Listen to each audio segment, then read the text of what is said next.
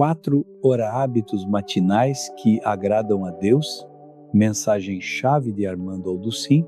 A cada manhã, quando nossos olhos se abrem ao amanhecer, recebemos um presente sagrado, a oportunidade de recomeçar. Não é um simples detalhe, nem apenas uma reação do corpo, é um ato de graça divina. Cada respiração ao despertar é uma declaração silenciosa de que Deus ainda não terminou a sua obra em nós. E ainda assim a pergunta que ecoa é: como usamos esse presente? Como direcionamos nossos primeiros pensamentos, nossas primeiras palavras, os primeiros batimentos do dia? A resposta é clara e profunda. Devemos começar com oração. A oração da manhã não é um ritual automático, nem um dever religioso vazio. É um encontro com o Criador, um momento de intimidade que define o tom de toda a jornada. É como acender uma lâmpada em meio à escuridão. Ela ilumina nosso caminho, afasta o medo e nos lembra de que não estamos sozinhos. A Bíblia nos diz que as misericórdias de Deus se renovam a cada manhã. Isso significa que mesmo que ontem tenha sido cheio de erros, tropeços ou angústias, hoje temos a chance de nos aproximar dele com o coração renovado. Pense no mundo moderno em que vivemos. Assim que acordamos, o celular já vibra com notificações, os e-mails exigem respostas, as preocupações do trabalho e da família clamam por atenção. A mente começa a correr como um cavalo sem controle. E no meio desse turbilhão, temos uma escolha: encher nossa primeira xícara do dia com ansiedade, ruído ou com paz e presença divina. A própria ciência confirma que os primeiros minutos da manhã moldam nosso estado mental para o resto do dia. Os psicólogos chamam isso de priming, ou preparação mental. Aquilo em que focamos a mente ao despertar influencia nossas emoções, reações e até decisões. Não é maravilhoso saber que a oração é o priming espiritual perfeito? Jesus nos deixou esse exemplo. Os evangelhos relatam que ele se levantava bem cedo, ainda escuro, para buscar um lugar solitário e orar. Ora, se o Filho de Deus, que possuía toda a autoridade, sentia a necessidade de começar o dia em diálogo com o Pai, quanto mais nós, frágeis e limitados, deveríamos fazer o mesmo? A oração da manhã é uma confissão de que não somos autossuficientes. É o reconhecimento de que precisamos da direção e da força daquele que sustenta o universo. Dizer: Senhor, eu preciso de Ti assim que abrimos os olhos e abrir a porta para que Sua paz invada cada canto do nosso coração. A oração também tem um poder psicológico profundo. Estudos em neurociência mostram que o ato de orar e meditar ativa áreas do cérebro relacionadas à calma, concentração e resiliência. Em outras palavras, a oração muda literalmente a forma como o cérebro responde ao estresse. Quando nos ajoelhamos em oração no início do dia, não apenas fortalecemos nossa fé, mas também treinamos nossa mente para enfrentar a vida com serenidade. É como um escudo invisível que nos protege antes mesmo de entrarmos na batalha diária. Muitos dizem: não tenho tempo para orar pela manhã. Mas pense, temos tempo para respirar, não temos? A oração é o fôlego da alma. E a verdade é que sempre encontramos tempo para aquilo que é prioridade. O inimigo sabe disso e por isso faz de tudo para nos distrair, nos convencer de que o dia está ocupado demais para Deus. Mas se dedicarmos os primeiros minutos da manhã à oração, todo o resto do dia flui com mais clareza. É como afinar um instrumento antes do concerto. Sem essa preparação, a música vira ruído. Com ela, cada nota ressoa em harmonia.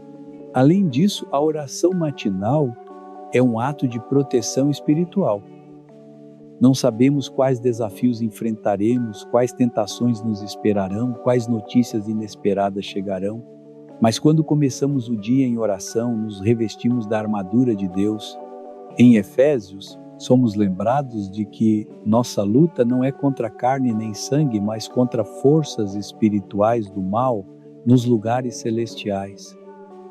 Por isso, ao orar, pedimos sabedoria para decidir com retidão, paciência para enfrentar as dificuldades, amor para lidar com as pessoas e coragem para permanecermos firmes na fé. A oração não elimina as provações, mas nos prepara para superá-las. Existe também uma outra dimensão da oração, a adoração. Quando a primeira coisa que fazemos no dia é falar com Deus, estamos dizendo a Ele que ocupa o primeiro lugar em nossa vida.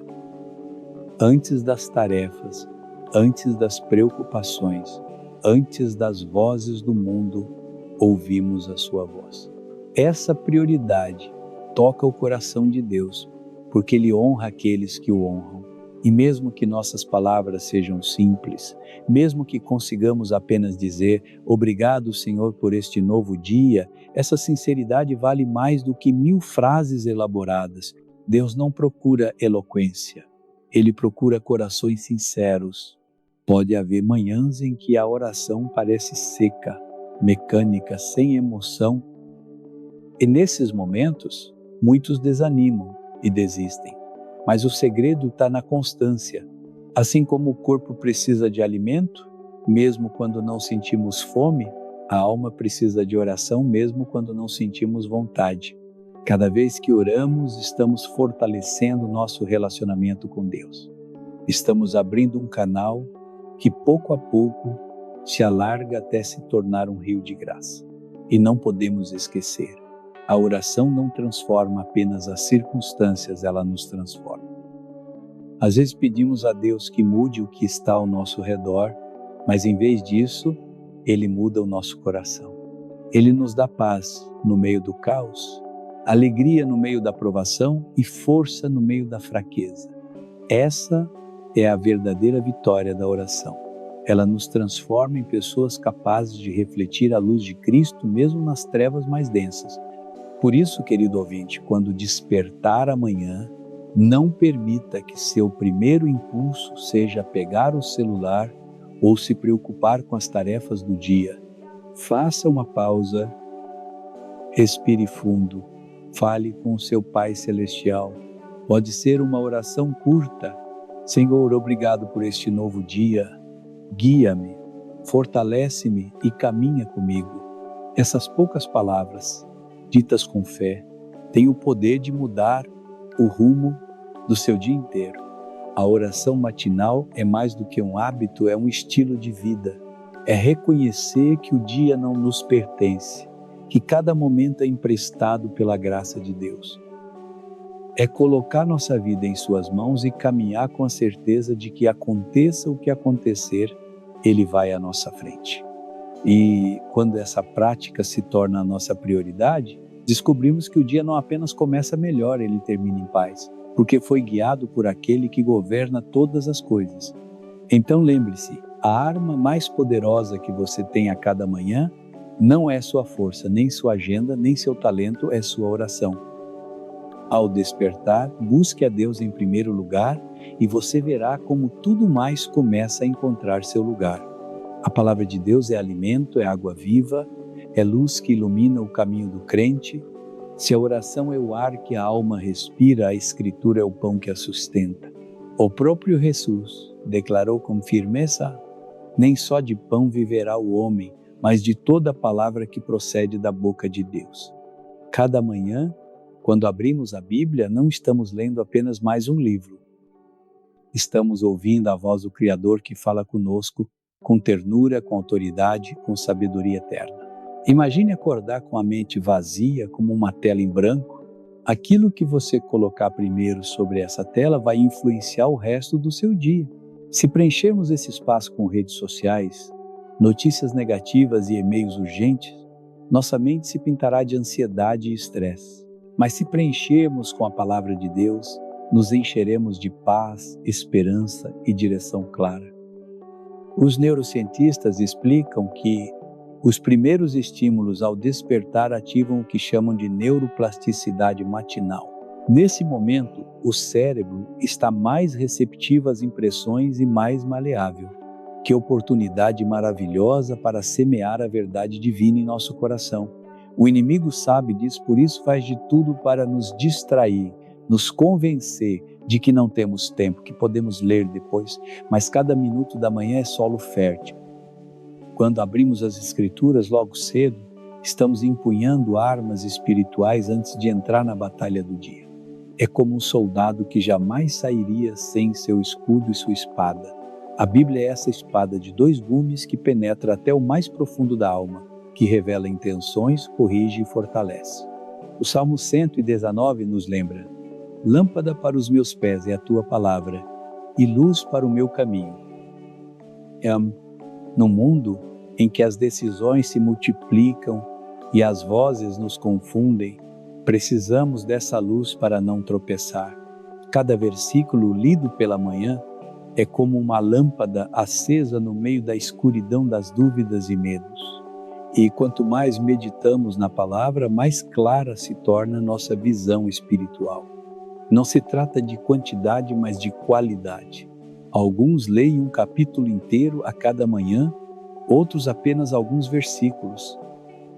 O importante é permitir que essas palavras entrem no coração, que não sejam letras mortas, mas alimento vivo. Você pode ler apenas um versículo, repeti-lo, refletir sobre ele, aplicá-lo à sua vida diária. Essa prática constante molda a mente, transforma a perspectiva e fortalece a fé. A palavra também é remédio. Muitos despertam com feridas emocionais, ansiedade, tristeza, incertezas, mas a Escritura é bálsamo que cura. Provérbios 4:22 diz que as palavras de Deus são vida para quem as encontra e saúde para todo o corpo. A ciência confirma isso. Estudos sobre leitura de textos sagrados demonstram redução do estresse, maior resiliência e sensação de propósito. Quando nos expomos à palavra de Deus, nosso ser inteiro se alinha com a verdade eterna e isso gera saúde na mente, no espírito e até no corpo. Lembremos também do exemplo de Jesus no deserto diante da tentação do inimigo. Ele não respondeu com argumentos humanos, mas com a palavra. Está escrito. Esse é o poder das Escrituras, nos defender no meio da tentação, nos afirmar quando as dúvidas nos sacodem, nos manter firmes quando a corrente do mundo tenta nos arrastar. Cada manhã, ao ler a Bíblia, estamos gravando em nossa mente e coração as respostas que vamos precisar ao longo do dia. Alguns dizem, não entendo a Bíblia, mas não podemos esquecer que o Espírito Santo é o nosso mestre. Toda vez que abrimos as Escrituras, podemos pedir, Senhor, ilumina meus olhos para ver as maravilhas da Tua lei. E aos poucos, com humildade, a palavra se abre como uma fonte viva, revelando verdades que antes pareciam ocultas. Há momentos em que o mesmo versículo lido em diferentes dias revela lições diferentes. Isso acontece porque a palavra é viva, se adapta às nossas circunstâncias e sempre tem algo novo a nos oferecer. Ler a Bíblia pela manhã também nos devolve a identidade. O mundo tenta nos rotular, nos pressionar, nos dizer quem devemos ser. Mas nas páginas da Escritura encontramos quem realmente somos. Filhos amados de Deus, remidos pelo sangue de Cristo, herdeiros de uma esperança eterna. Começar o dia lembrando dessa identidade nos liberta de viver presos ao medo e à comparação. Ele nos dá segurança para caminhar com confiança, sabendo que estamos sob o olhar atento do Pai. Podemos incorporar a palavra em nossas manhãs de várias formas, com um plano de leitura sistemático, lendo os salmos como orações, ou até memorizando versículos para repetir ao longo do dia. Mesmo alguns minutos de meditação nas Escrituras, ao despertar, tem um efeito transformador. Não subestime o poder de poucos versículos semeados no coração todos os dias. A palavra de Deus não é apenas informação, é transformação. Não é um livro antigo estudado por curiosidade, é uma mensagem viva que renova a alma. Cada vez que a lemos, nos conectamos com o pensamento divino e com a vontade daquele que conhece o começo e o fim. E quando essa palavra ocupa o primeiro lugar em nossa manhã, O restante do dia se torna uma extensão da sua verdade em ação. Por isso, amado irmão e irmã, decida a cada manhã, antes de ouvir a voz do mundo, ouça a voz de Deus.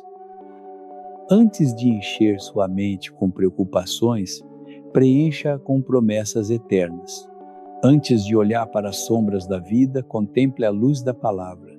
Se você fizer desse hábito uma prioridade, vai descobrir que sua fé crescerá, sua perspectiva mudará e seu coração se encherá de uma paz que o mundo não pode oferecer.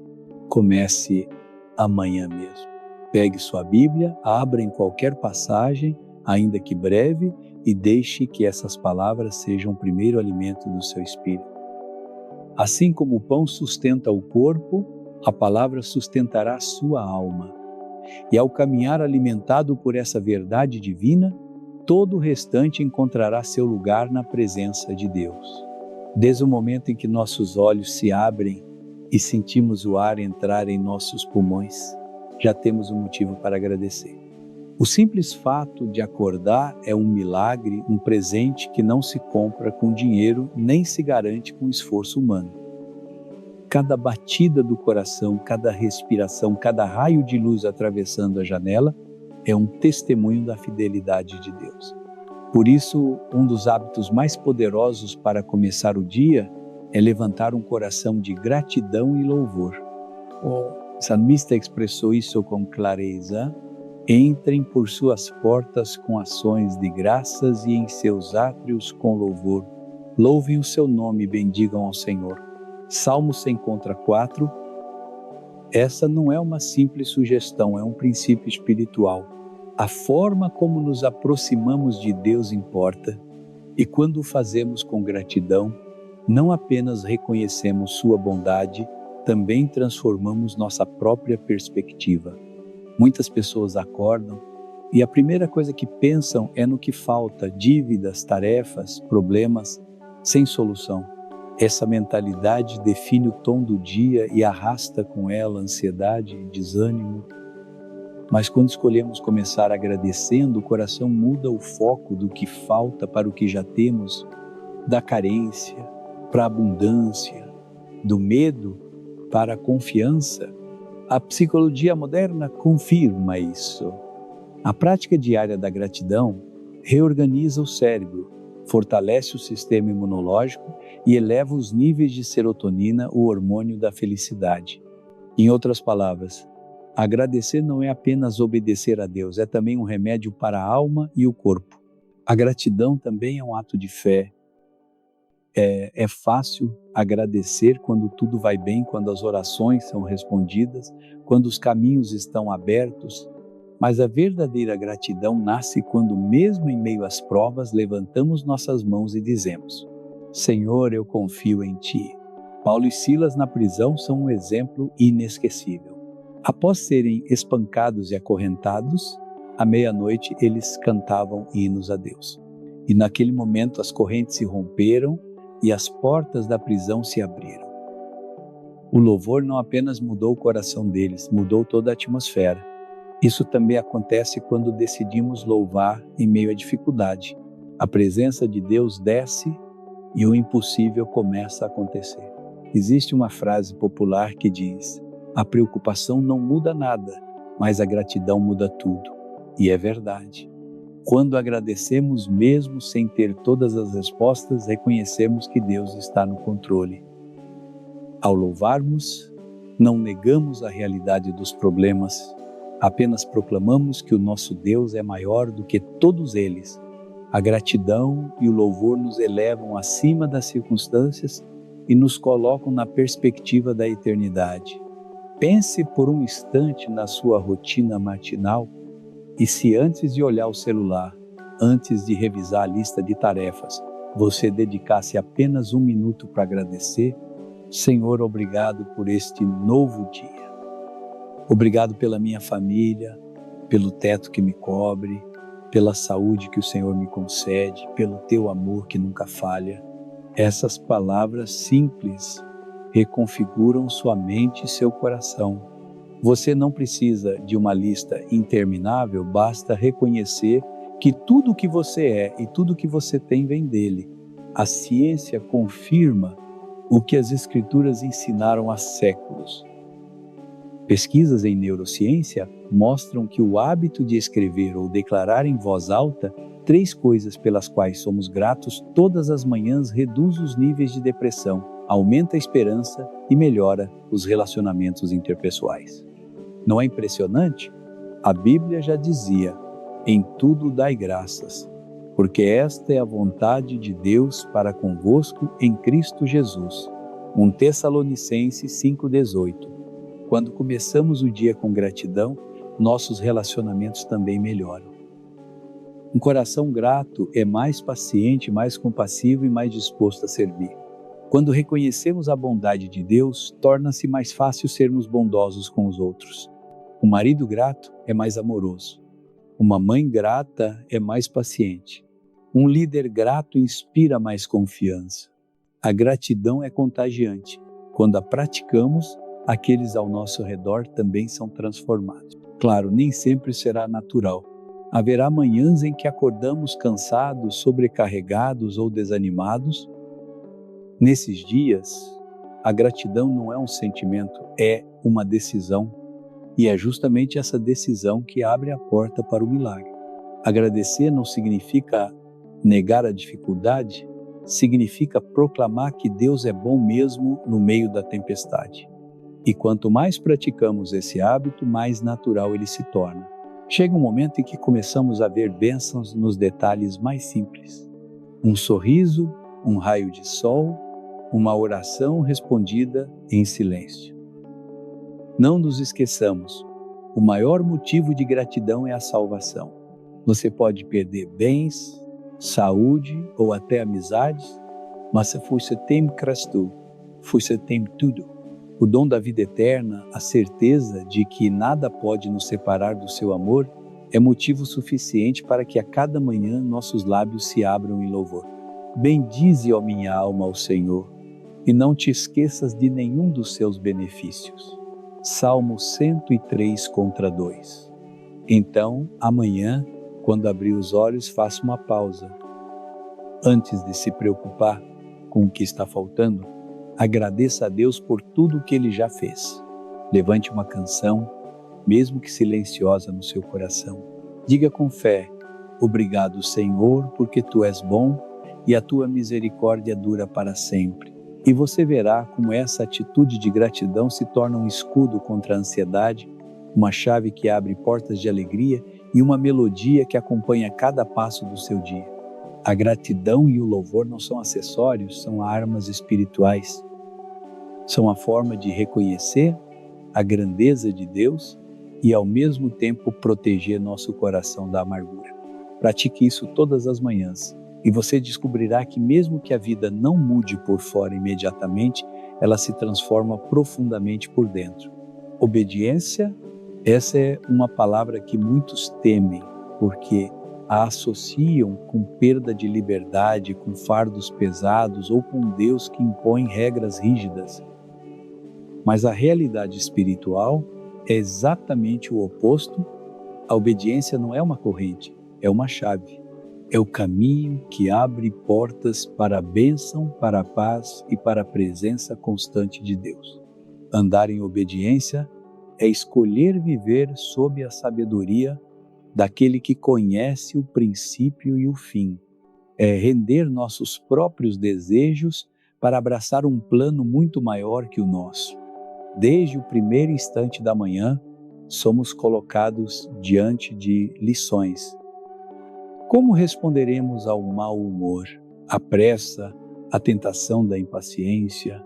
Cada decisão, por menor que pareça, revela se estamos obedecendo à carne ou ao Espírito. As Escrituras dizem em Deuteronômio 30:19: hoje coloco diante de vocês a vida e a morte, a bênção e a maldição. Escolham, pois, a vida para que vocês e seus descendentes vivam. A obediência, então, não é uma obrigação fria, é um convite a escolher a vida. Olhemos para o princípio da história. No Éden, Adão e Eva receberam apenas um mandamento: não comer do fruto da árvore do conhecimento do bem e do mal. Não era um capricho divino, era proteção. Mas a desobediência abriu a porta para a dor, o sofrimento e a separação de Deus. Esse relato nos lembra que toda vez que ignoramos a voz de Deus, nos expomos a consequências que poderíamos ter evitado. A desobediência sempre tem um preço, mas a obediência sempre traz recompensa. Abraão entendeu isso. Quando Deus lhe pediu para sair da sua terra rumo ao desconhecido, ele obedeceu mesmo sem saber para onde ia. E quando lhe pediu o que tinha de mais precioso seu filho Isaque, Abraão esteve disposto a entregá-lo, confiando que Deus proveria. Essa fé obediente o tornou pai de muitas nações. A obediência de Abraão não foi lógica nem fácil, mas foi o caminho para a promessa. E o mesmo acontece conosco. Muitas vezes Deus nos pede coisas que não entendemos, que parecem ilógicas, que desafiam nossa zona de conforto. A pergunta é: temos fé suficiente para obedecer? Jesus é o exemplo supremo. No Getsêmani, diante da agonia da cruz, sua humanidade clamou: Pai, se possível, passa de mim este cálice. Mas imediatamente completou: todavia não seja feita a minha vontade, mas a tua. Uai, essa é a essência da obediência. Rendermos nossa vontade e aceitarmos a do Pai, mesmo quando dói, mesmo quando não compreendemos. Graças a essa obediência perfeita, hoje temos salvação. O mundo nos diz que obedecer limita, que seguir regras mata a autenticidade. Mas a verdade é que a verdadeira liberdade nasce da obediência. Pense no músico. Ele só é livre para criar beleza porque primeiro obedeceu à disciplina das notas e do ritmo. Pense num atleta. Sua vitória só é possível porque obedeceu à rotina dos treinamentos. Assim também é na vida espiritual. A obediência não nos prende, ela nos liberta para viver em plenitude. A psicologia moderna fala do paradoxo da liberdade. Quando não há limites, o ser humano se perde no caos. Quando há disciplina e estrutura, ele floresce. A Bíblia já nos ensinava isso. Se me amais, guardai os meus mandamentos. João 14,15. Não porque Deus quer nos controlar, mas porque deseja nos proteger de nossa própria autodestruição. Cada mandamento é uma muralha de proteção, não uma prisão. Claro, obedecer nem sempre é fácil. Haverá momentos em que a obediência custará amizades, oportunidades ou a aprovação das pessoas ao nosso redor. Talvez você precise renunciar a um relacionamento que não te faz bem, a um negócio que não agrada a Deus ou a um hábito que te aprisiona. Mas em todo sacrifício há uma promessa. Aquele que faz a vontade de Deus permanece para sempre. 1 João 2,17.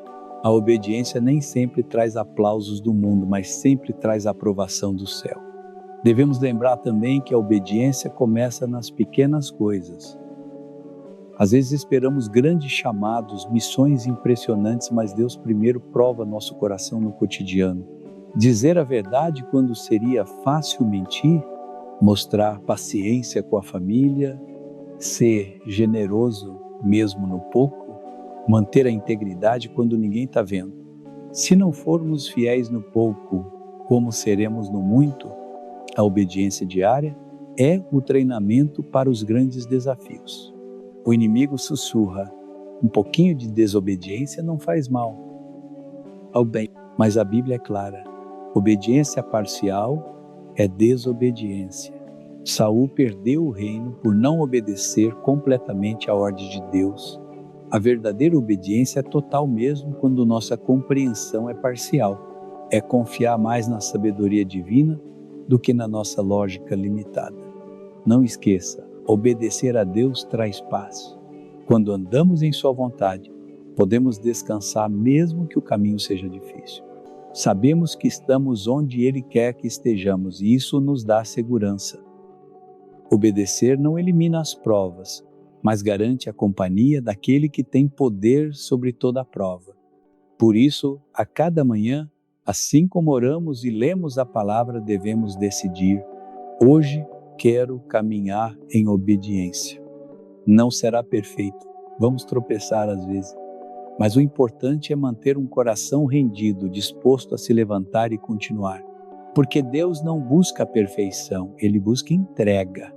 Amado ouvinte, a obediência não é um fardo, é um privilégio. É caminhar de mãos dadas com o Pai, confiando que os caminhos dele são mais altos que os nossos.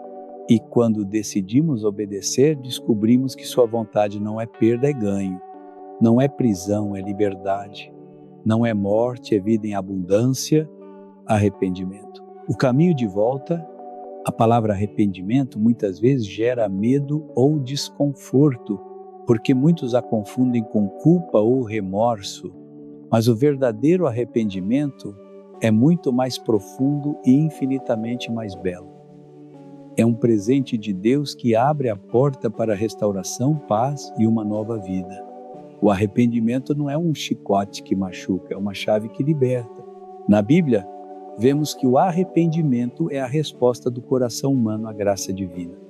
Não se trata apenas de sentir tristeza pelo erro cometido, mas de reconhecer que nos afastamos de Deus e decidir voltar para Ele.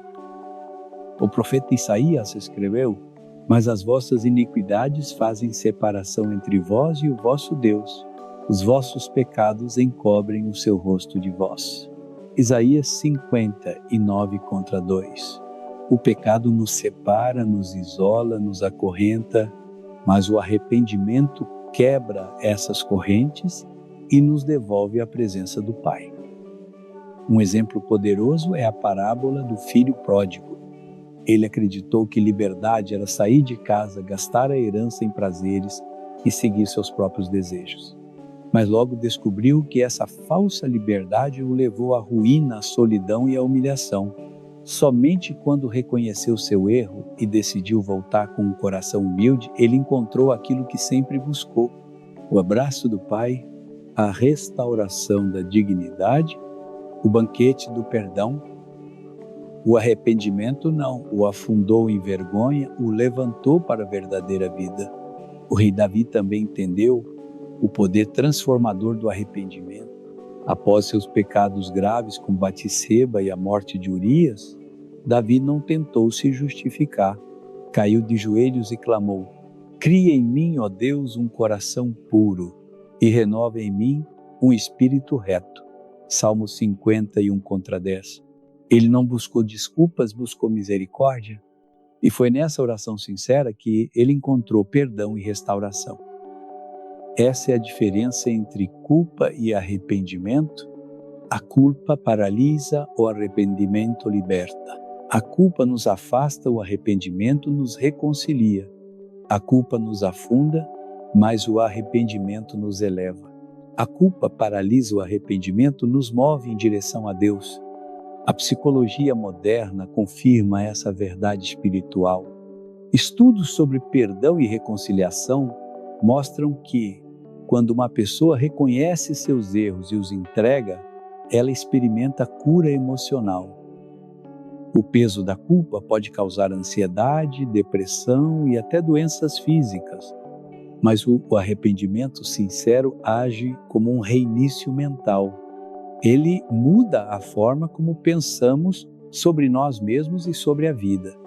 Nos lembra que não somos escravos do passado, que podemos começar de novo. E o mais maravilhoso é saber: Deus nunca rejeita um coração arrependido. O Salmo 34:18 declara: o Senhor está perto dos que têm o coração quebrantado e salva os de espírito oprimido.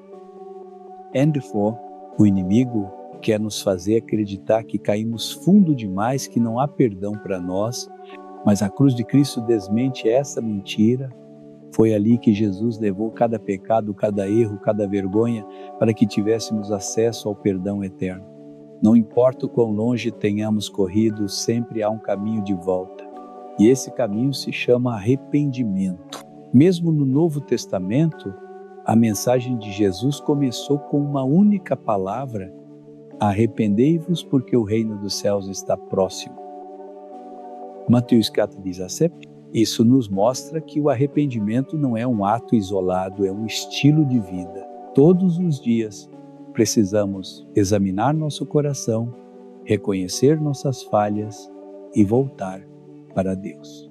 Assim como limpamos nossa casa do pó e da sujeira, devemos limpar nosso coração de atitudes, pensamentos e ações que nos afastam da luz. O verdadeiro arrependimento também envolve mudança de direção. Não basta dizer, sinto muito.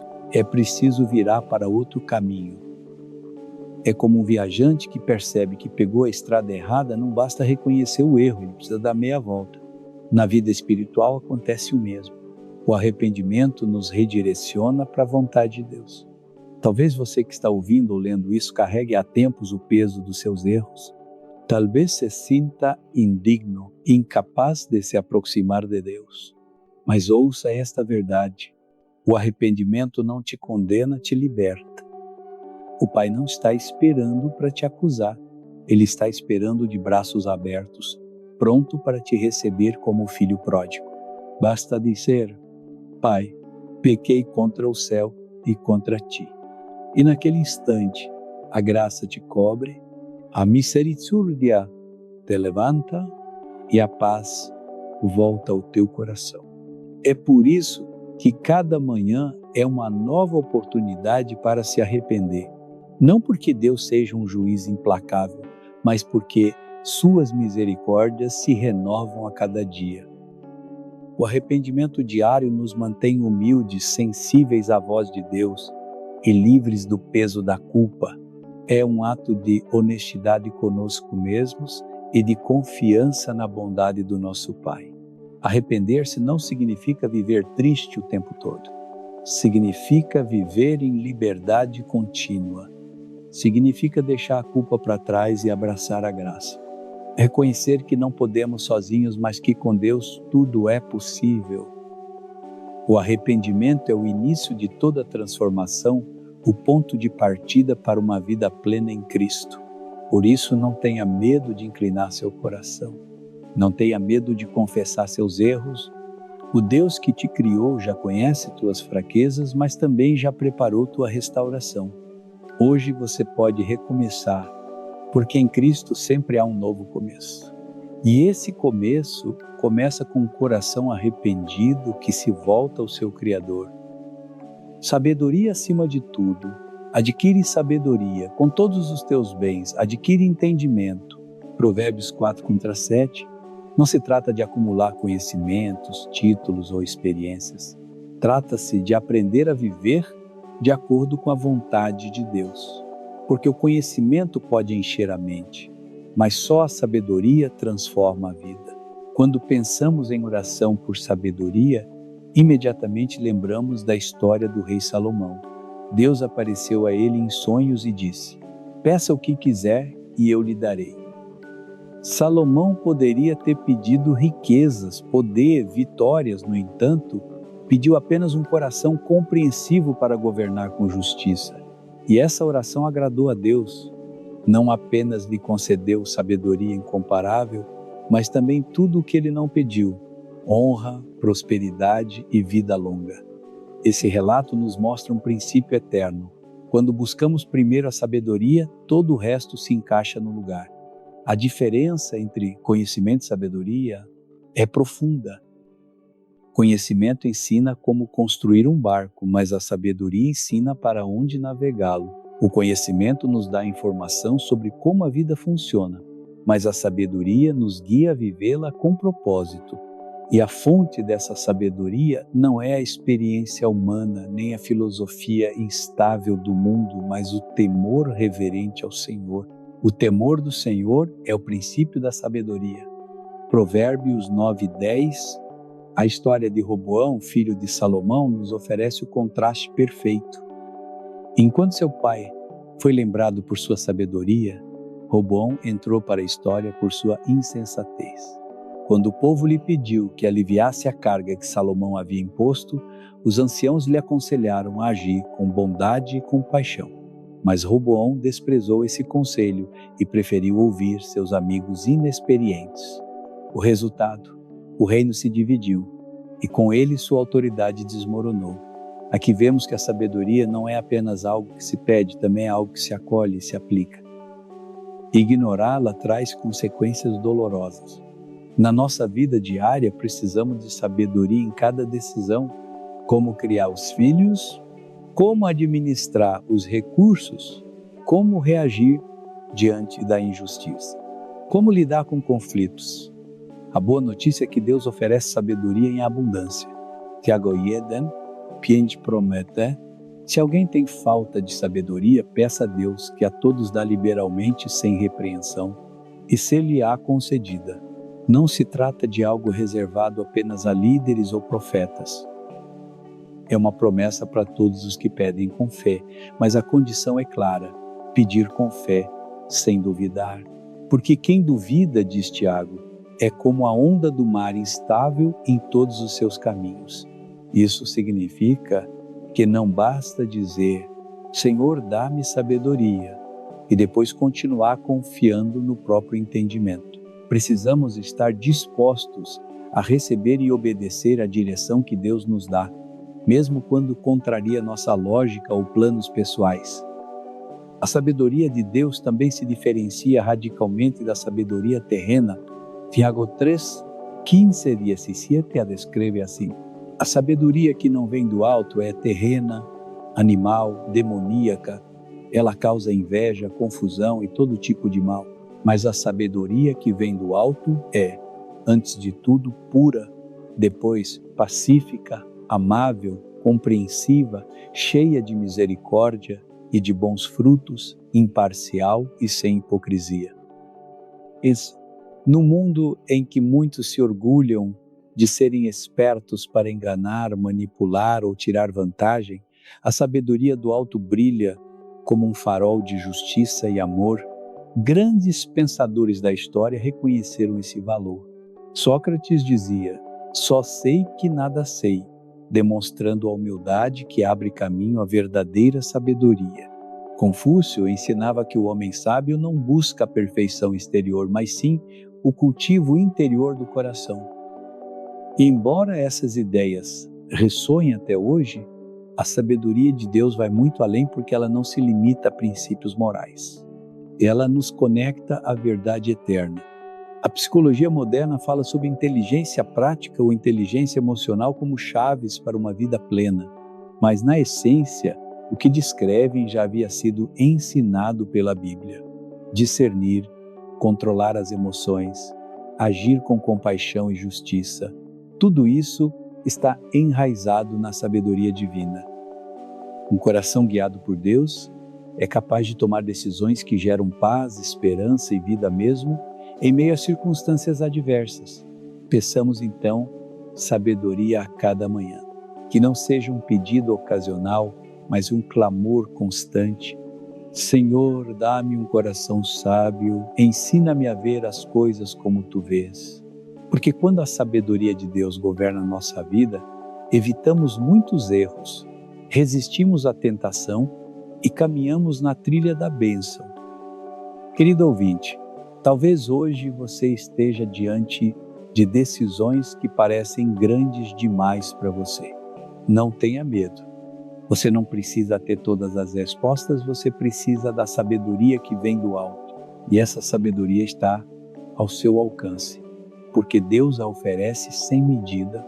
Faça dela sua prioridade mais do que o dinheiro, mais do que o prestígio, mais do que qualquer sucesso humano. Porque quem anda em sabedoria anda na vontade de Deus. E não há caminho mais seguro nem mais abençoado do que esse. A vida está cheia de provas, tempestades e momentos em que sentimos que as forças nos faltam. Ninguém está isento do sofrimento, nem o rico, nem o pobre, nem o jovem, nem o idoso, nem mesmo o crente mais fiel. Mas em meio a essas provas, existe uma fonte inesgotável de força: o próprio Senhor. E a oração por força, em meio às dificuldades, se torna um dos clamores mais sinceros e transformadores que podemos fazer. O salmista expressou isso com convicção. Deus é o nosso refúgio e fortaleza, socorro bem presente na tribulação. Salmo 46:1. Ele não disse que Deus evitaria sempre a tribulação, mas que no meio dela estaria presente como abrigo. A diferença entre quem confia em Deus e quem não confia não está na ausência de problemas, mas na presença daquele que dá forças para suportá-los. A história de Jó é um dos testemunhos mais impactantes. Um homem justo, íntegro, temente a Deus e mesmo assim perdeu seus bens, sua família e sua saúde em questão de dias. Sua dor foi tão profunda que amaldiçoou o dia em que nasceu. Mas, apesar das suas perguntas, da confusão e das lágrimas, ele nunca deixou de buscar a Deus. E no fim não apenas foi restaurado, mas conheceu o Senhor de maneira mais íntima.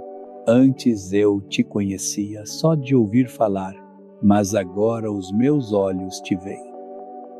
Yoned Venketu, o sofrimento não foi o fim de sua história, foi o caminho para uma fé mais sólida. O apóstolo Paulo também entendeu o que significa encontrar força na fraqueza. Ele mesmo confessou ter um espinho na carne que o atormentava. Orou 3 vezes para que o Senhor o removesse, mas a resposta divina foi: a minha graça te basta, porque o meu poder se aperfeiçoa na fraqueza. 2 Coríntios 12:9. A resposta não foi a eliminação da provação, mas a provisão de graça suficiente. E Paulo concluiu com uma declaração poderosa: quando sou fraco, então é que sou forte. Esse princípio se reflete até mesmo em estudos modernos da psicologia. Existe um conceito chamado crescimento pós-traumático, que descreve como, ao passar por crises intensas, muitas pessoas desenvolvem maior resiliência, passam a valorizar mais a vida e descobrem uma fé mais profunda. O que parecia um golpe devastador se transforma em semente de força. Isso não nega a dor, mas mostra como o sofrimento pode se tornar crescimento quando vivido com esperança e fé.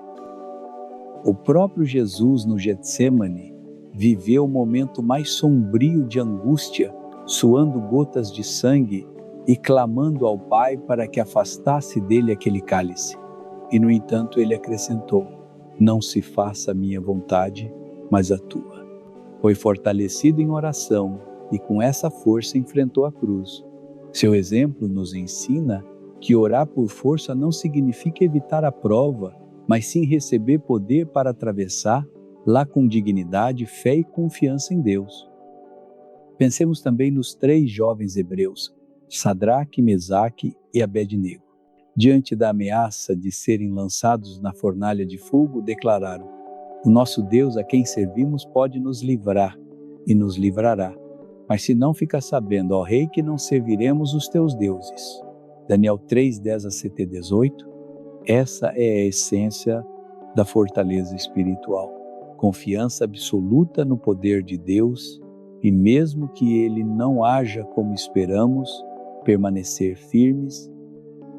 O milagre foi que Deus não os livrou da fornalha, mas na fornalha caminhou com eles em meio às chamas. Na vida cotidiana também precisamos dessa força. Um pai que não sabe como prover para sua família. Uma mãe exausta, sobrecarregada com as responsabilidades. Um jovem enfrentando tentações. Um idoso sentindo solidão. Todos precisam da força que só Deus pode dar. Essa força nem sempre é visível ou espetacular. Muitas vezes é simplesmente a capacidade de se levantar mais um dia, continuar caminhando, não desistir. Essa é a graça que sustenta, que renova, como as asas da águia. Como diz Isaías 40:30-31, a própria ciência já descobriu que pessoas de fé demonstram maior resiliência em tempos de crise. A oração, a confiança num propósito maior e a comunidade espiritual tornam-se fontes tangíveis de fortaleza. O que a psicologia chama de enfrentamento positivo não é outra coisa senão o que a Bíblia ensina há séculos: esperar no Senhor. Querido ouvinte, se hoje você se sente fraco, cansado, sem forças, lembre-se disto. Você não precisa fingir que é forte. A verdadeira fortaleza não está em aparentar controle, mas em reconhecer a fraqueza e correr para aquele que é forte. Clame: Senhor, dá-me forças para este dia. Essa oração simples abre os céus e permite que o poder de Deus se manifeste na sua fragilidade. Cada prova pode ser uma escola de fé.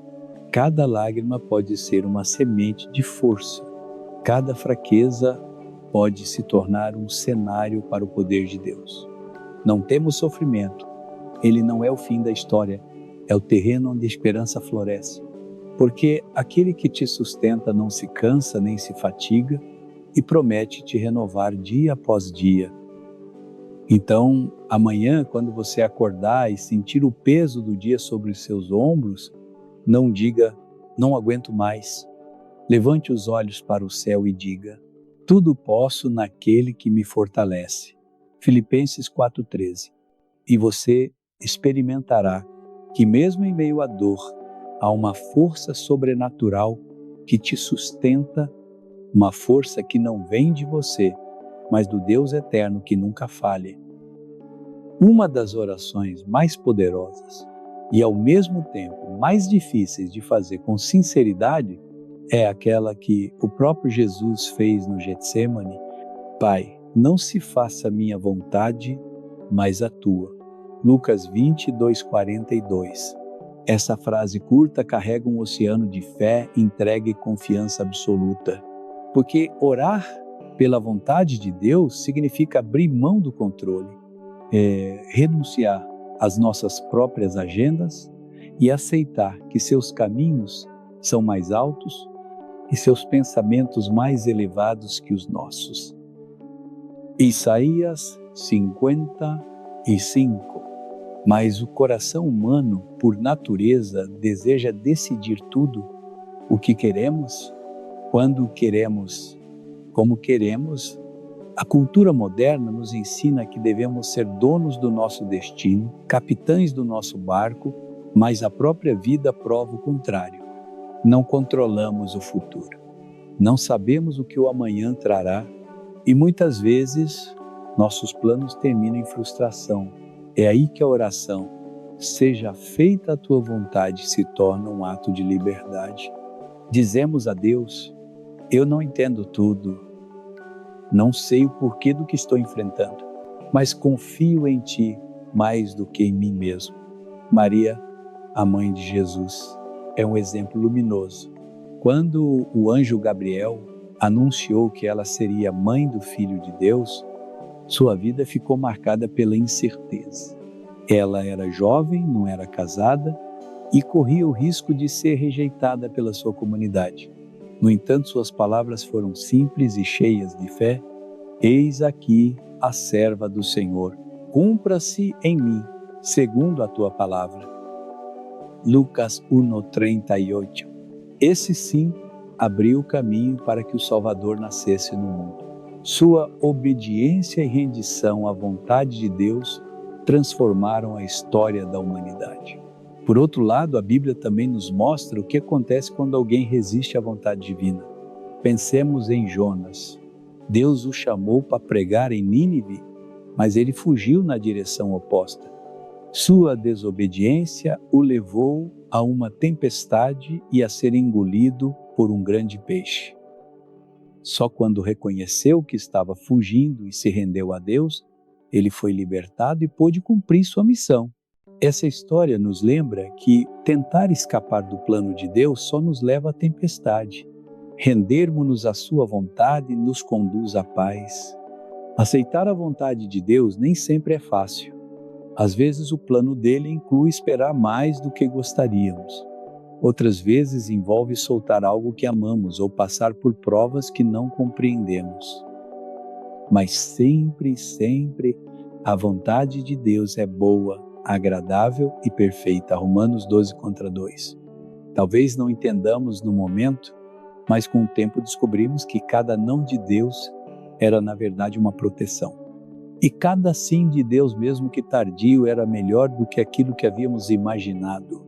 A psicologia moderna fala da ansiedade como uma das doenças mais comuns da nossa geração. Grande parte dessa ansiedade vem do desejo incontrolável de ter certeza de que tudo sairá como planejamos. No entanto, estudos mostram que aqueles que aprendem a soltar o controle e aceitar a incerteza vivem com mais paz. E isso é exatamente o que a oração seja feita à tua vontade nos ensina. A confiar que, mesmo sem termos o controle, nosso Pai Celestial tem. Orar pela vontade de Deus não é resignação passiva. Não é dizer, bom, o que tiver que ser, será. Não é uma rendição ativa e confiante. É como colocar as peças de um quebra-cabeça nas mãos daquele que vê a imagem completa. Nós vemos só fragmentos. Ele vê o quadro inteiro e mesmo que não entendamos como algumas peças se encaixam, podemos confiar que Ele está montando algo perfeito.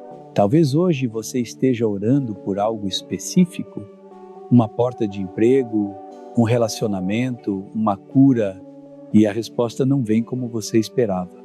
Não se desespere. Às vezes Deus fecha uma porta porque sabe que atrás dela há um perigo que você não vê. Às vezes Ele atrasa a resposta porque está preparando algo maior. E às vezes Ele diz sim, mas no tempo dele, não no nosso. Em todos os casos, a vontade dele é melhor do que a nossa. Jesus nos ensinou a incluir esse pedido na oração modelo. No Pai Nosso, Ele diz, venha o teu reino, seja feita a tua vontade, assim na terra como no céu. Mateus 6,10. Essa oração é um lembrete diário de que não estamos aqui para cumprir nossos próprios planos, mas para participar do plano eterno de Deus. E quando nossa vontade se alinha com a dele, encontramos propósito, direção e paz. Querido ouvinte, cada manhã é uma nova oportunidade para se render à vontade de Deus. Pode não ser fácil. Pode ser que você precise abrir mão de algo que ama, esperar mais do que gostaria, ou confiar sem enxergar. Mas nessa rendição, você encontrará uma paz que o mundo não pode dar. Ora, confie, Senhor, que não se faça a minha vontade, mas a tua. E você descobrirá que mesmo em meio à incerteza, existe uma segurança inabalável. O Pai que te ama está escrevendo a tua história e Ele faz isso com mãos de graça. Vivemos em um mundo barulhento. O som das notificações, as conversas intermináveis, a opinião constante das redes sociais e as vozes que competem por nossa atenção preenchem cada espaço em nossa mente. No entanto, em meio a esse ruído, existe um poder esquecido e quase subestimado, o poder do silêncio. O silêncio não é fraqueza, não é ignorância, não é passividade. O silêncio é força contida, sabedoria em repouso e sensibilidade para ouvir o que a agitação do mundo não permite escutar. As Escrituras nos lembram em Provérbios 17, 28, até o tolo, quando se cala, é tido por sábio, o que fecha os lábios é tido por entendido. Que verdade extraordinária! O silêncio pode nos dar aparência de sabedoria mesmo quando não temos todas as respostas, porque calar no momento oportuno é uma forma de domínio próprio, um sinal de discernimento e maturidade. O próprio Jesus nos deu o melhor exemplo. Quando foi levado diante de Pilatos e dos sumos sacerdotes, acusado falsamente, em vez de se defender com 1000 palavras, ele escolheu o silêncio. Seu silêncio não era impotência, era poder. Cada palavra que ele calava ressoava mais forte do que um grito.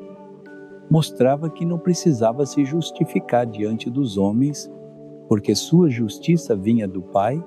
Essa cena nos ensina que nem sempre precisamos responder, que muitas vezes o silêncio fala mais alto do que qualquer argumento.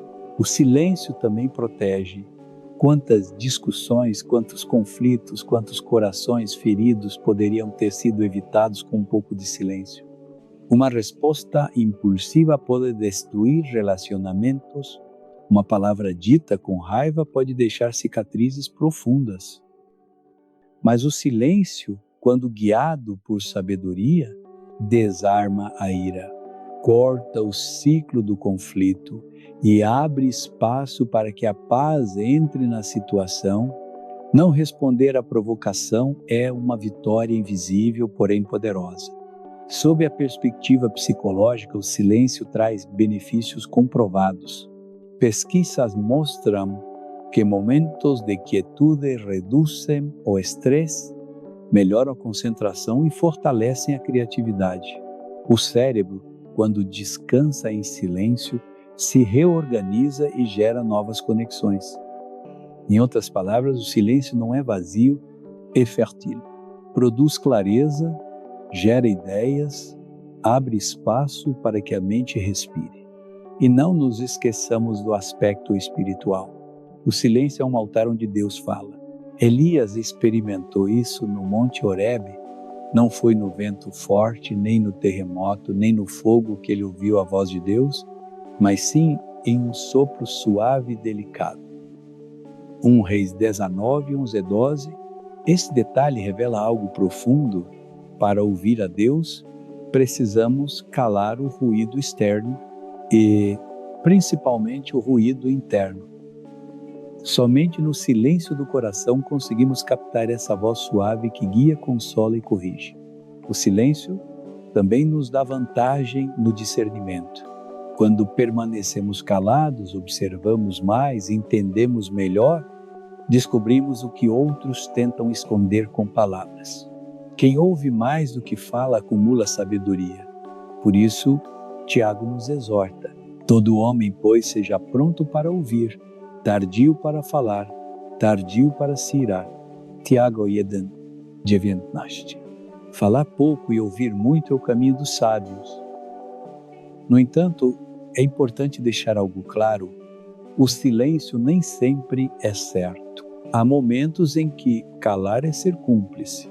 Quando vemos injustiça, quando alguém precisa de defesa, quando a verdade está sendo pisoteada, o silêncio se transforma em covardia. O silêncio sábio não é mudo, sabe quando falar e quando calar. O desafio é discernir esse tempo e essa sabedoria só vem de Deus. Na vida diária, praticar o silêncio pode se tornar um hábito transformador. Dedicar 5 ou 10 minutos todas as manhãs para estar em quietude, sem música, sem distrações, apenas na presença de Deus, muda completamente a nossa forma de enfrentar o dia. Esse silêncio se transforma em um refúgio, onde a alma descansa e se fortalece. O silêncio também tem um poder curador em nossos relacionamentos. Ouvir de verdade, sem interromper, sem pensar no que responderemos, é um ato de amor. Às vezes a maior necessidade de alguém não é ouvir um conselho, mas ter um ouvido disposto. E o silêncio nos permite oferecer esse presente, presença autêntica. Querido ouvinte, não tenha medo do silêncio. Não o preencha apressadamente com palavras inúteis, nem com ruído artificial. Aprenda a habitá-lo. Ali você descobrirá um Deus que fala mais claramente quando todo o resto se cala. O silêncio é um espaço sagrado onde se forja o caráter, onde se curam feridas e onde a força é renovada. Então, amanhã, ao acordar, presenteie-se com um instante de silêncio antes de entrar no barulho do dia. Crispaia, guarde de alma, e deixe que, nessa quietude, sua alma ouça o que é eterno. Porque às vezes, a coisa mais poderosa que você pode fazer não é falar, mas calar e deixar que Deus fale em você. A Bíblia declara em Provérbios 4:23 sobre tudo que se deve guardar. Guarda o teu coração, porque dele procedem as fontes da vida. Essa instrução não é um conselho opcional, é um mandamento vital. Na linguagem Biblica, o coração não se refere apenas ao órgão físico, mas ao centro das nossas emoções, pensamentos, decisões e espiritualidade. É ali que nascem nossas motivações, é ali que se formam nossas intenções. E o que permitimos que entre no coração acabará dirigindo o curso de toda a nossa vida. Um coração sem proteção é como uma cidade sem muros, vulnerável a qualquer ataque. O inimigo sabe bem disso, por isso mira diretamente o coração. Se ele consegue preencher-lo com amargura, medo, orgulho ou mentira, todo o resto da vida se contamina. Um coração ferido e desprotegido se torna terreno fértil para a desobediência, a desconfiança e o pecado. Mas um coração guardado sob a luz de Deus permanece firme mesmo em meio à tempestade. O perigo é que muitas vezes deixamos entrar coisas pequenas, aparentemente inofensivas, uma palavra de crítica que repetimos mentalmente, uma ferida que não perdoamos, um desejo egoísta que alimentamos em silêncio. Com o tempo, essas pequenas sementes crescem e se tornam raízes que dominam nossa vida. É o que acontece com a ofensa. Quando não é perdoada, se transforma em ressentimento. E o ressentimento se endurece, vira amargura. E um coração amargurado é incapaz de receber a doçura da voz de Deus. O próprio Jesus foi muito seletivo com quem ele abria o coração. Embora amasse a todos, não confiava em todos.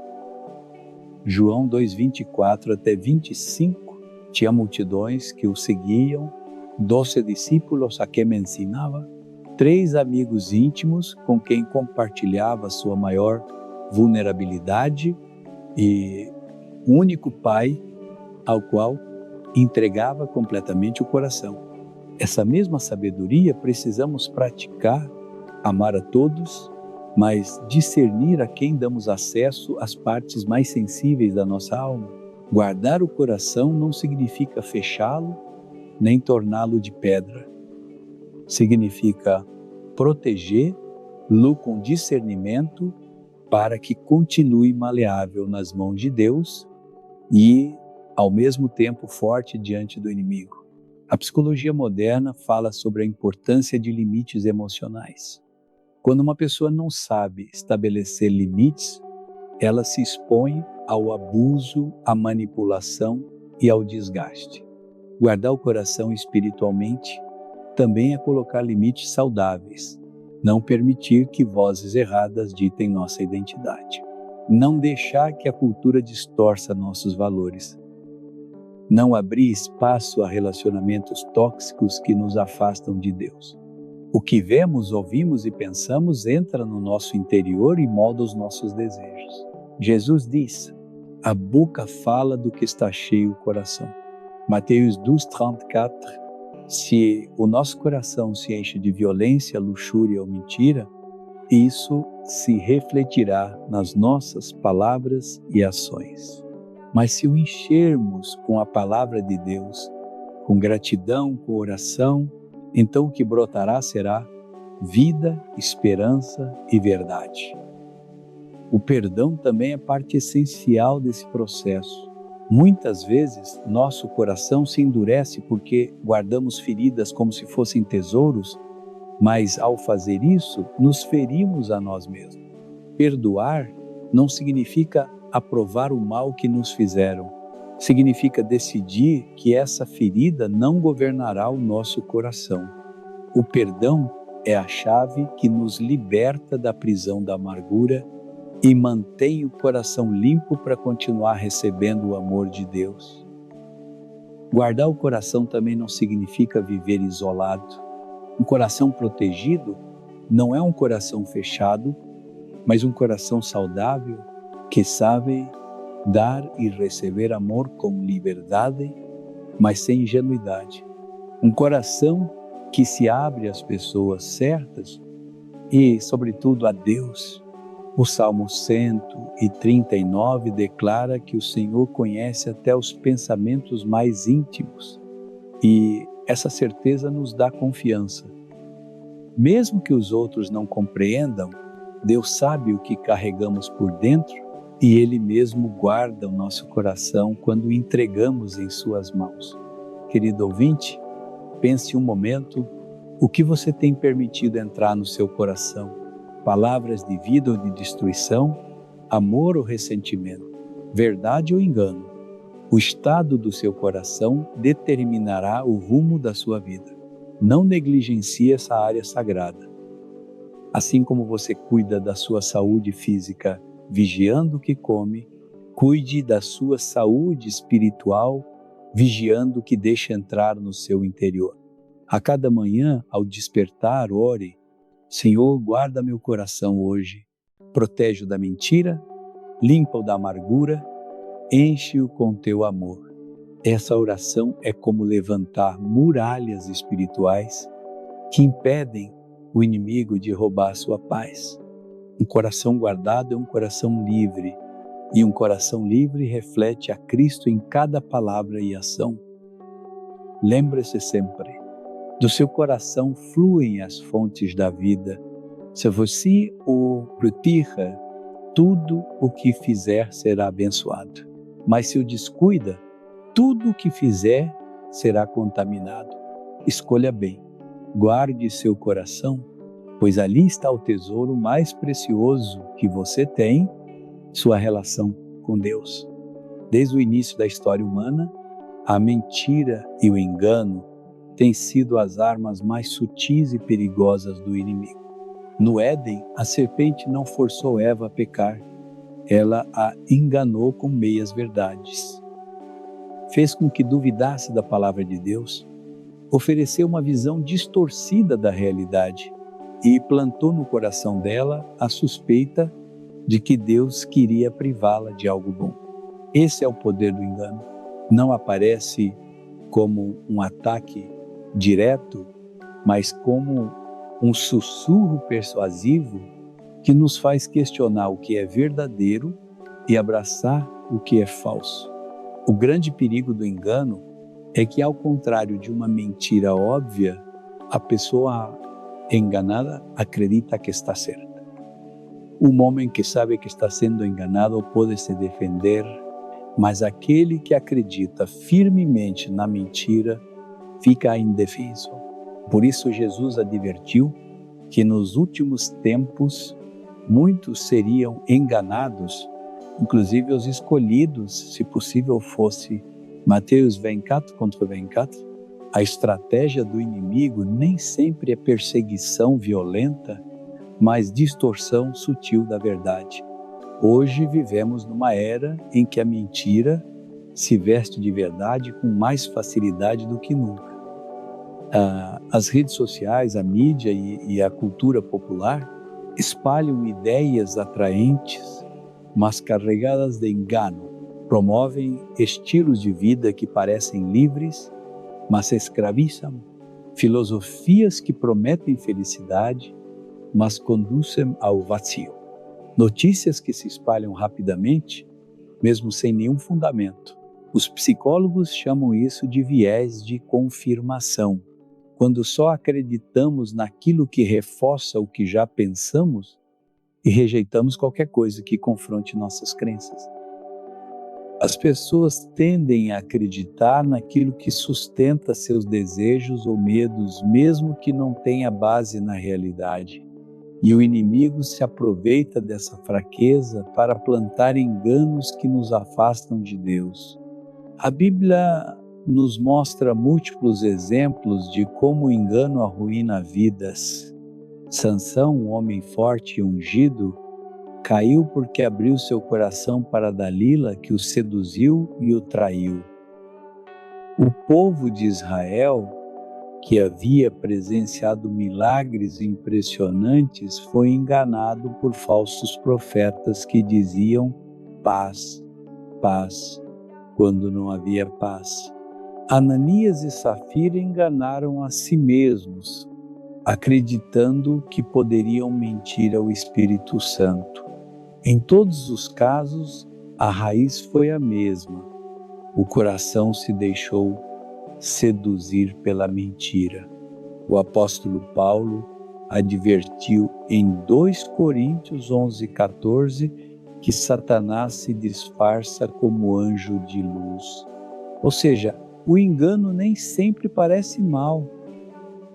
Muitas vezes, ele se apresenta como algo atraente, razoável, até mesmo espiritual.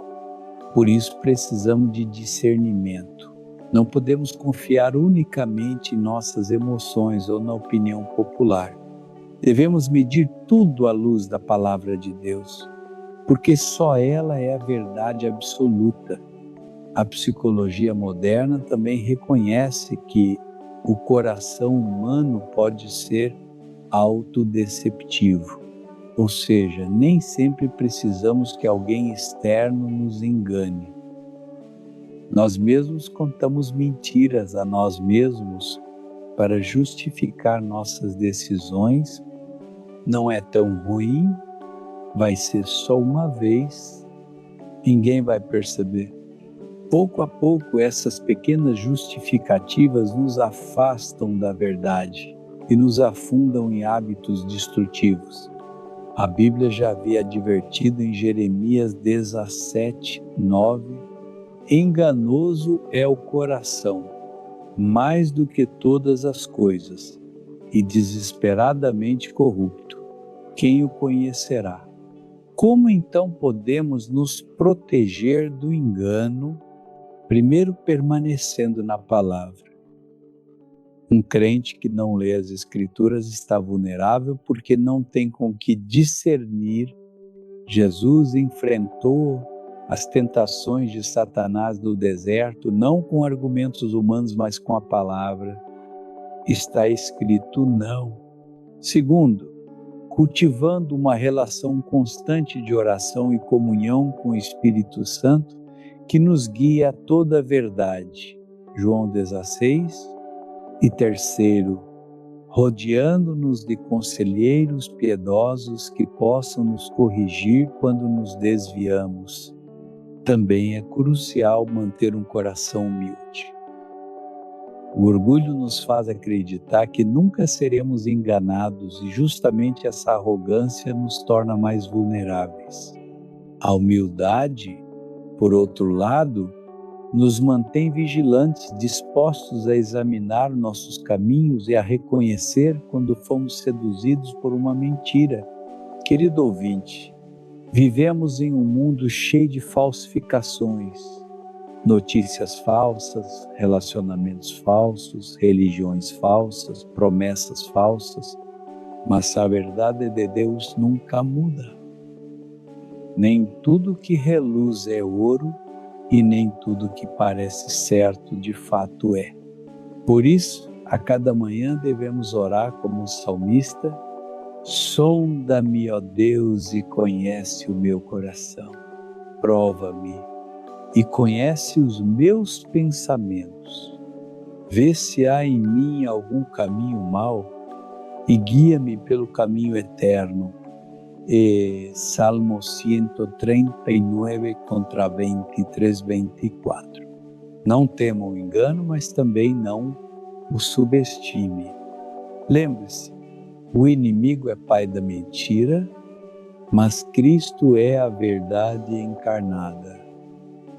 Se você permanecer nela, não importa quão sofisticada seja a armadilha, você terá luz suficiente para não tropeçar. E se algum dia você cair no engano, volte rapidamente à palavra e ao arrependimento, pois Deus sempre está disposto a restaurar. A mentira escraviza, mas a verdade liberta. E essa verdade tem nome: Jesus Cristo. Permita que Ele seja o seu filtro, seu guia e seu escudo contra todo engano. Somente assim você caminhará seguro em um mundo cheio de falsidade. Há um princípio pouco valorizado em nossa época de hiperexposição, a sabedoria de guardar mistério. Vivemos em uma cultura que celebra contar tudo, mostrar tudo, publicar tudo. As redes sociais nos impulsionam a expor cada passo, cada conquista, cada emoção. No entanto, a Bíblia e a experiência dos sábios ao longo da história ensinam o contrário. Nem tudo deve ser revelado, nem tudo deve ser compartilhado. Existe poder no silêncio estratégico e no segredo guardado no coração. O próprio Jesus praticava isso. Nem sempre explicava seus planos a todos. Falava em parábolas para que somente os de coração disposto entendessem. Às vezes desaparecia da multidão para orar sozinho e em muitas ocasiões ordenava aos curados que não divulgassem o milagre. Isso não era medo nem timidez, era sabedoria. Ele entendia que nem todos estavam prontos para receber certas verdades e que revelar demais antes da hora poderia gerar oposição desnecessária. Um exemplo claro é José, filho de Jacó. Deus lhe deu sonhos de grandeza e propósito, mas José cometeu o erro de compartilhar esse sonho cedo demais com seus irmãos, que, movidos pela inveja, o traíram e o venderam como escravo. O plano de Deus não foi destruído, mas o caminho até seu cumprimento se tornou mais doloroso. A lição é clara: nem todos merecem conhecer nossos sonhos em suas primeiras etapas. Há coisas que precisam amadurecer no segredo, sob a proteção de Deus, antes de serem reveladas ao mundo. Por outro lado, vemos Sansão, que tinha um segredo sagrado. A fonte de sua força estava no voto de Nazireu, simbolizado por seu cabelo. Quando revelou esse mistério a Dalila, foi derrotado não porque o cabelo em si tivesse poder, mas porque ele quebrou um segredo divino. Aquilo que deveria guardar, ele entregou a alguém que não valorizava o sagrado. Sua queda nos lembra que nem todos conseguem lidar com a profundidade do nosso coração e que devemos ser sábios ao decidir em quem confiamos nossas confidências. No âmbito espiritual e na vida prática, a discrição é um escudo. O inimigo não lê pensamentos, mas ouve palavras. Às vezes, nós mesmos enfraquecemos nossos planos ao revelá-los cedo demais. A sabedoria está em discernir o que compartilhar, com quem e quando, como ensina Eclesiastes 3:7. Tempo de calar e tempo de falar. Não, o silêncio fora de hora é covardia, mas a palavra fora de hora é tolice. A psicologia moderna também confirma esse princípio. Especialistas em comportamento humano afirmam que falar muito cedo sobre um objetivo diminui a motivação para alcançá-lo. É como se o cérebro sentisse que já realizou parte da meta apenas por anunciá-la. Por isso, muitos sonhos se perdem no terreno da superexposição. Guardar silêncio até que o fruto esteja maduro não apenas protege, fortalece a determinação. O mistério não é engano. Não se trata de viver escondido por medo, mas de entender que há tesouros que exigem proteção. Um diamante exposto na rua está vulnerável ao roubo, mas guardado em um cofre é preservado até o momento certo. Assim também os planos, visões e palavras que Deus deposita em nosso espírito devem ser guardados até que Ele mesmo diga: agora mostre. Nas relações humanas, o mistério também preserva o respeito. Uma pessoa que não revela tudo de imediato gera interesse e cautela. Por outro lado, quem expõe em excesso sua vida, seus pensamentos e emoções, corre o risco de não ser levado a sério. O mistério gera valor, pois o que é raro e reservado costuma ser mais apreciado do que aquilo que é entregue sem filtros. Querido ouvinte, não tenha medo de guardar silêncio em certas áreas da sua vida. Nem todos merecem acesso ao mais íntimo do seu coração. Nem todos conseguem compreender o que Deus está gerando em você. Aprenda a andar em equilíbrio, seja transparente com Deus, sábio com os homens e prudente com suas palavras. Amanhã, ao despertar, decida não apenas o que dizer, mas também o que calar. Que sua boca não seja um rio transbordante, mas uma fonte que oferece água no momento certo. E que seus segredos mais sagrados permaneçam sob a guarda do Pai Celestial, porque Ele sabe quando e como revelá-los. Lembre-se sempre: aquilo que se guarda em segredo com Deus se manifestará em glória no tempo perfeito. Se existe um modelo perfeito de vida, um exemplo supremo de obediência, humildade e amor, é-se Jesus Cristo. Sua vida não foi apenas a de um mestre moral ou de um líder religioso, mas a manifestação visível de como Deus deseja que vivamos. Ele não apenas falou sobre a verdade, ele foi a verdade feita carne. E ao contemplar cada aspecto de seu caminhar, descobrimos o padrão divino para nossas próprias vidas. Jesus mostrou o que significa obediência absoluta. Ele mesmo declarou: minha comida é fazer a vontade daquele que me enviou e completar a sua obra. João 4,34. Desde o seu batismo no Jordão até sua entrega na cruz, cada decisão esteve alinhada com a vontade do Pai. No Getsêmani, diante do peso insuportável do sacrifício, ele poderia ter escolhido outro caminho, mas pronunciou aquelas palavras eternas: não se faça a minha vontade, mas a tua. Sua obediência não foi confortável nem fácil, mas abriu o caminho da salvação para toda a humanidade.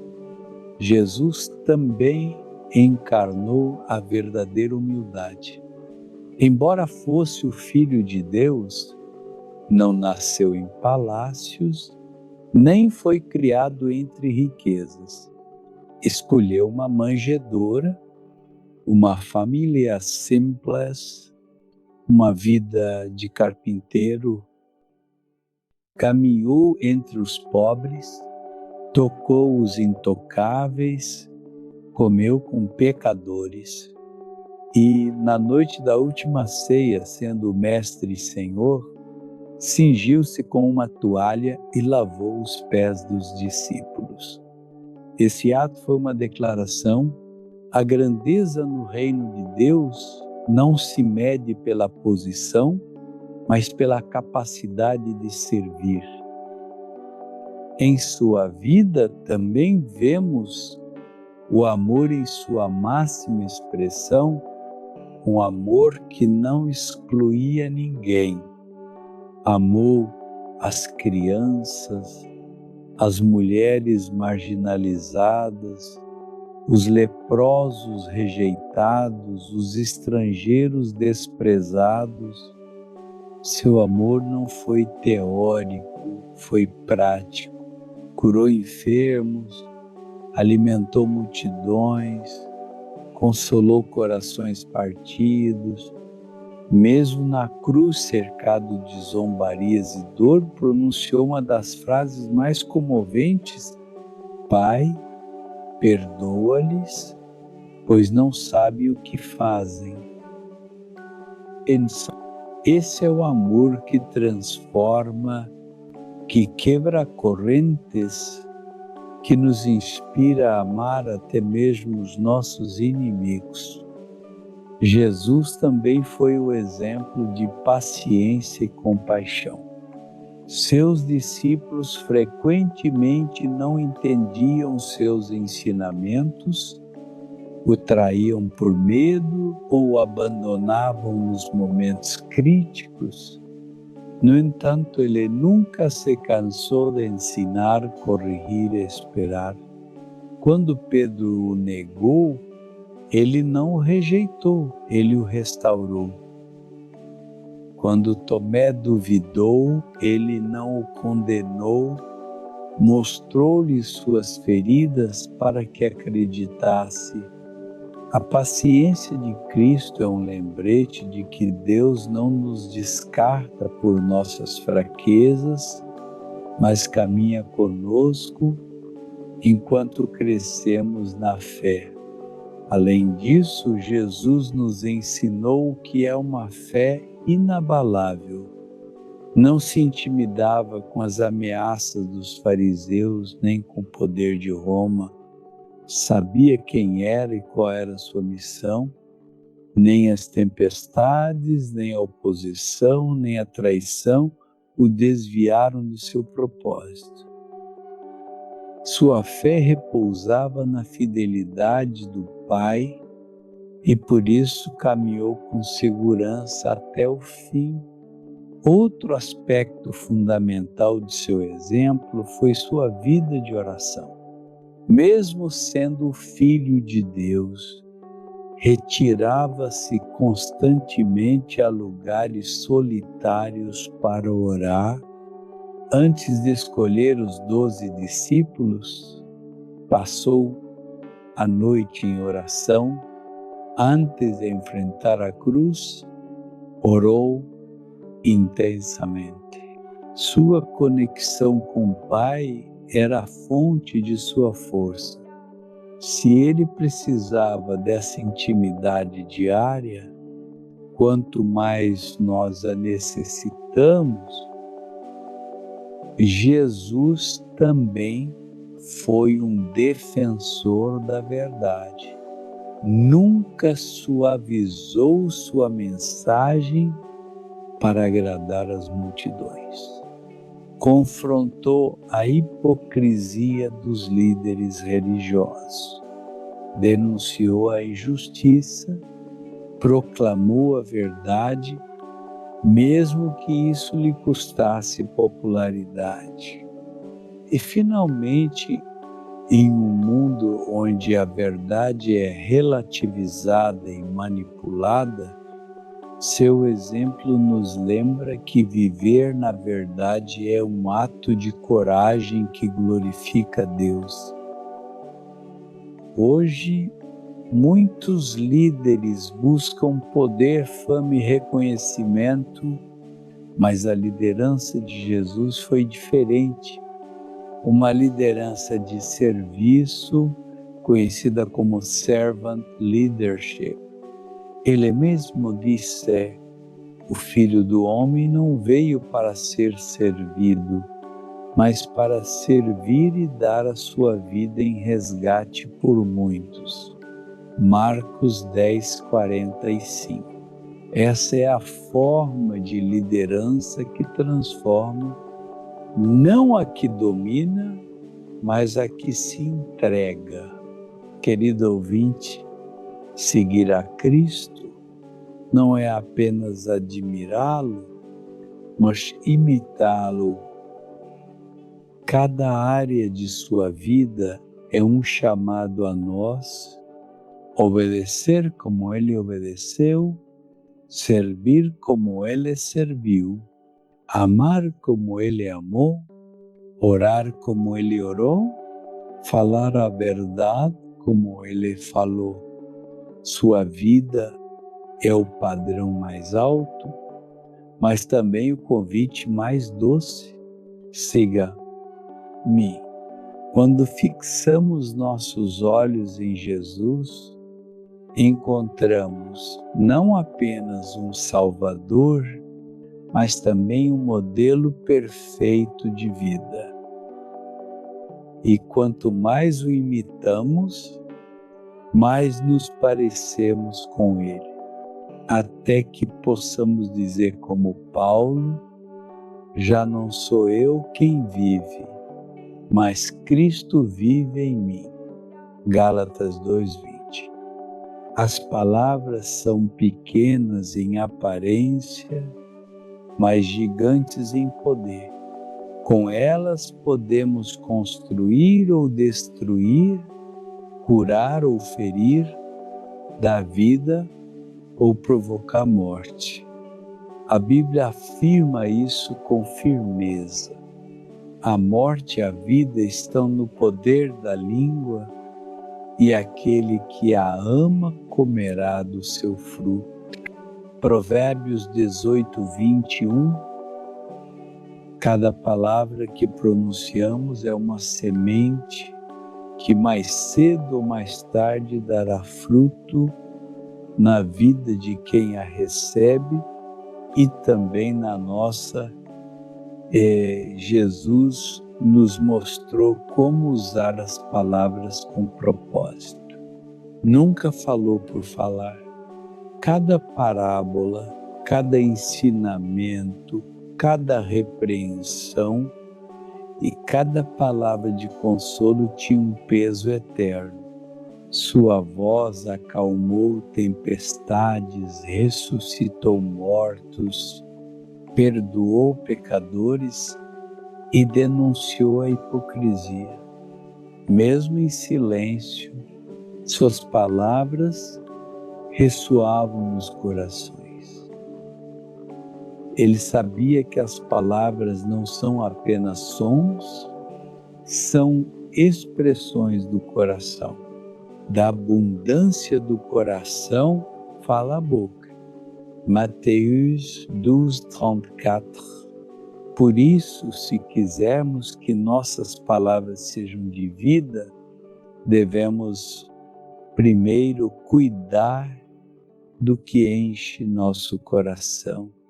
Muitas vezes falamos impulsionados pelas emoções, raiva, frustração, medo, mas essas palavras ditas no calor do momento podem deixar cicatrizes profundas. Quantos casamentos foram destruídos por palavras ferinas lançadas no momento de ira?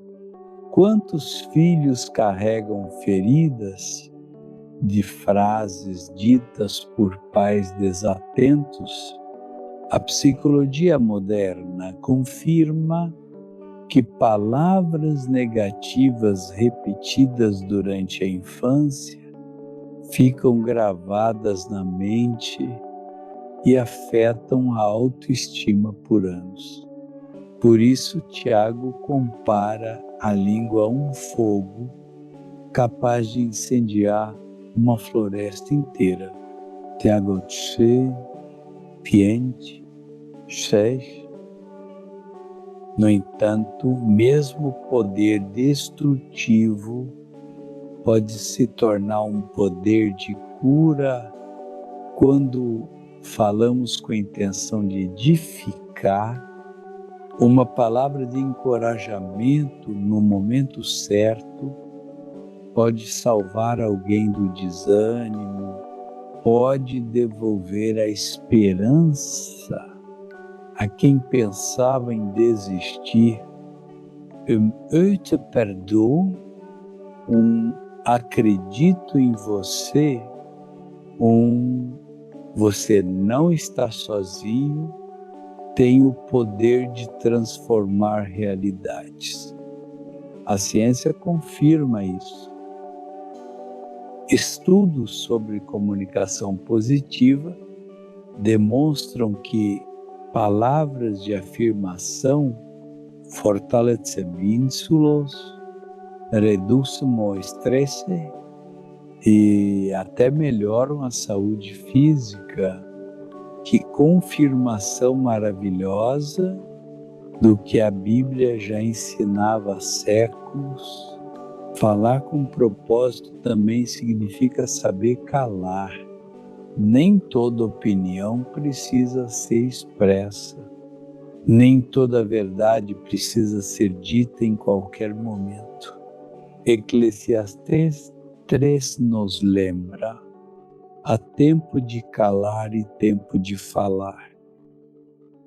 O sábio não é o que sempre tem algo a dizer, mas o que sabe discernir quando falar e quando se silenciar. A prudência transforma as palavras em flechas certeiras, não em disparos aleatórios. Jesus também nos ensinou a falar a verdade com amor. A verdade sem amor se torna uma arma. O amor sem verdade se torna engano. Mas quando ambas se unem, produzem transformação. Ele pôde confrontar o pecado da mulher samaritana sem condená-la e, ao mesmo tempo, oferecer-lhe água viva. Pôde corrigir Pedro, mas também restaurá-lo com palavras de amor. Apacenta as minhas ovelhas. Esse equilíbrio é o modelo perfeito para nós. Querido ouvinte, pense no poder das suas palavras. Elas são bálsamo ou veneno? São pontes ou muros? A cada dia temos a oportunidade de escolher o que semeamos com a nossa boca. Que as nossas palavras sejam como as de Provérbios 16, 24. Palavras agradáveis são como favos de mel, doces para a alma e medicina para o corpo. Amanhã, ao despertar, decida falar com propósito. Declare vida sobre a sua família, esperança sobre as suas circunstâncias, fé sobre os seus problemas. Use seus lábios para orar, abençoar e levantar. Lembre-se, o que você diz hoje pode ser o milagre de alguém amanhã. E nunca se esqueça de que as nossas palavras devem se alinhar com as de Deus. Quando falamos a sua palavra, falamos vida, porque ela nunca volta vazia, mas cumpre o propósito para o qual foi enviada. Isaías 55:11. Num mundo saturado de ruído, suas palavras podem ser luz, direção e esperança. Cuide da sua língua como instrumento poderoso que ela é, pois em seus lábios não há apenas sons a destinos, e ao usá-los para glorificar a Deus e edificar os outros, sua vida se torna um eco do poder criativo do próprio Criador. Percorremos um longo caminho ao longo desta reflexão. A oração a leitura da palavra, a gratidão, a obediência, o arrependimento, a sabedoria, a força nas provações, a rendição à vontade de Deus, o silêncio, a guarda do coração, o discernimento contra o engano, a prudência diante do mistério, o exemplo supremo de Jesus e o poder das palavras. Cada um desses princípios não é um conselho isolado, mas parte de uma vida integral centrada em Deus. A Mensagem Clara, a maneira como começamos nossas manhãs determina o rumo das nossas vidas. Se dedicarmos os primeiros momentos do dia para buscar ao Senhor, encher nossa mente com Sua palavra e nosso coração com Sua presença, caminharemos sob Sua luz. Mas se deixarmos que o barulho do mundo dite o ritmo, nos perderemos facilmente na confusão, ansiedade e superficialidade. Hoje, mais do que nunca, precisamos voltar ao essencial, uma fé prática que não fique apenas em palavras, mas que transforme a forma como vivemos. Jesus não nos chamou apenas para ouvir seus ensinamentos, mas para colocá-los em prática. Bem-aventurados os que ouvem a palavra de Deus e aguardam. Lucas 11, 28. A bênção não está em ouvir, mas em obedecer.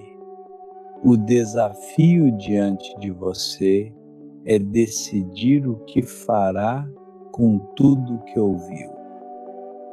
Vai deixá-lo como uma boa mensagem que será esquecida logo depois? Ou vai transformá-lo em um estilo de vida? Cada princípio pode se tornar um hábito.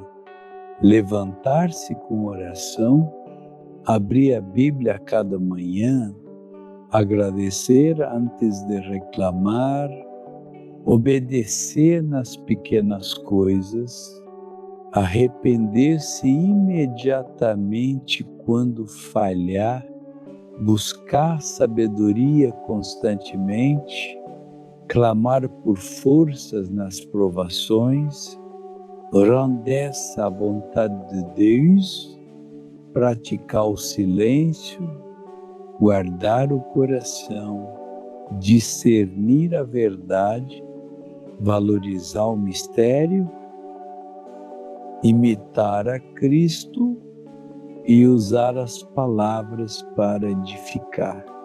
Querido ouvinte, Deus não está te chamando para a perfeição imediata, mas para uma caminhada constante.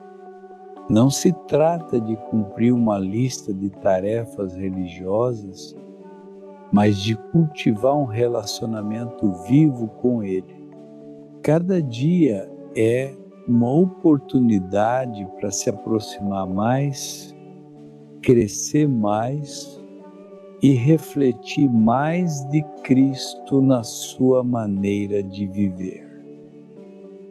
No final, o resumo de tudo está nas palavras de Jesus: buscai primeiro o reino de Deus e a sua justiça, e todas estas coisas vos serão acrescentadas. Mateus 6,33.